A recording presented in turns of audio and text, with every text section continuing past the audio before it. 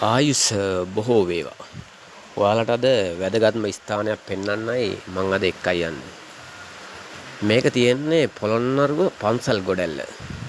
මේක ඓතිහාසික පුදබිමක්. අද නම් මේක වැඳ පුදා ගන්න කිසිම කෙනෙක් යන්නේ නැහැ.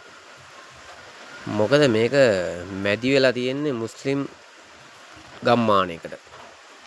බලන්නකො මේකේ තියෙන දේවල්.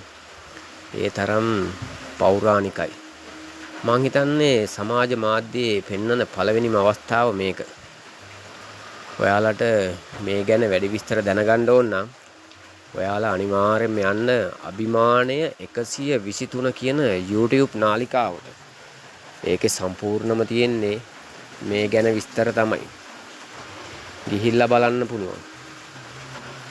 මෙතන දෙවන්ත ඉදිකිරීමක් තිබිලා තිනවා එදා විහාර සංකීර්ණයක්. හැබැයි අද ඉතුරු වෙලා තියෙන්නේ පොඩි දේවල් ටිකක් පමණයි. මෙතන චෛත්‍යයක් තියෙනවා, විහාරගයක් තියෙනවා. ගොඩක් දේවල් තියෙනවා. ඔයාලට බලන්න ඕන නම් සම්පූර්ණ වීඩියෝ එක යන්න අභිමානය 123 YouTube නාලිකාවට ගිහිල්ලා බලන්න. ඒ තරම් ලස්සනයි.